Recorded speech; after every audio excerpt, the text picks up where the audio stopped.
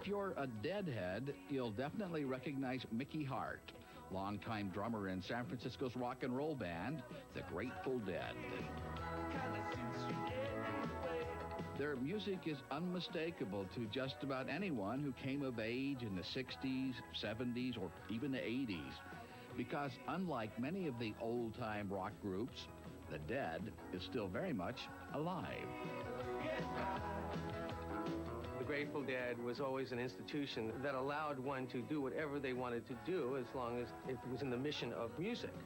We know that it's the sound and the rhythm and the feeling of the music that really moves you. And we spent a fortune on, the chasing the muse, and chasing this invisible feeling and this invisible sound. Hart is always in search of that invisible feeling, that invisible sound.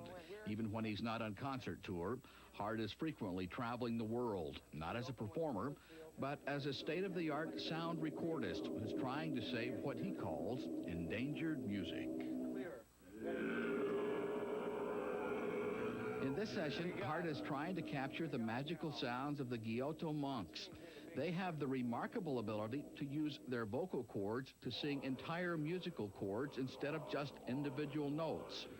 The subtle overtones make the music very difficult to capture, but like all music, Hart thinks its preservation is important. All the myths, all the legends, all the stories of mankind are contained within the walls of music. It certainly defines the global village. It makes the world smaller. It lets you understand other cultures. That's the language of man. We want to set mics real close. Sync works. I like to pull 32 track on this test and see if we got sync. Impressed by that rare combination of skilled musician and sound recordist, the Smithsonian asked Hart to use the latest digital techniques to clean up and preserve more than 2,000 albums recorded over the years on the Folkways label and now preserved in the Smithsonian. Legendary greats like Woody Guthrie, I don't care what time of night. Big Bill Broomsey, Can we get closer down that click? Sure. Let's isolate that click. Okay. I can blow up this area, and it'll blow up the same area on the original, and we'll be able to see the click a lot better. We put the sound, our sound, into the computers. It's translated into numbers. Then we're able to bring all of that up on a screen and manipulate it. Far away. We're able to see the pops, the clicks, the hisses, the buzzes, isolate them, and remove them. So it just relieves the original signal. It's all a question of music becoming numbers. Sound travels in waves that move through the air like ripples through water. Microphones change sound waves into electrical waves that can be amplified and stored, as in these etched grooves of an aluminum record master. But over time, the grooves wear down, and the original waves are lost forever. Digital recording is different. It samples electrical waves thousands of times a second and gives each sample a number.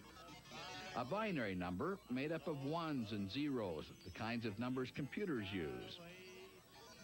Recall the numbers and they can reproduce the electrical wave with complete precision and vibrate a speaker to make a sound. Manipulate the numbers in a computer and distortions, pops, and clicks can be magically removed.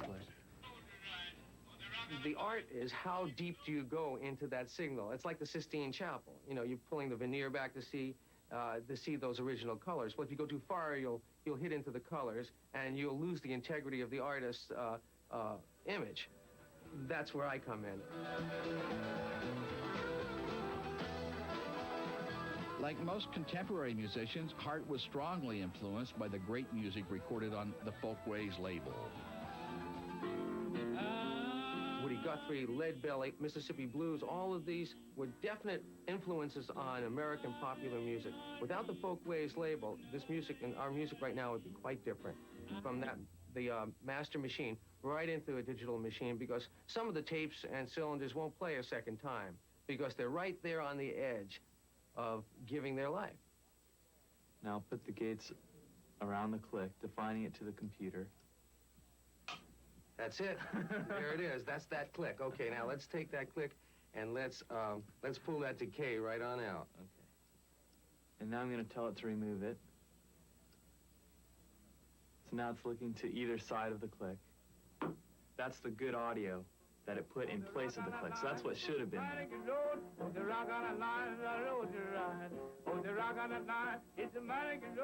The signal itself is forever. And that's what it's all about, forever. I mean, this is for our children. It's hard to imagine life today without recorded sound, but to our grandparents it was new and miraculous.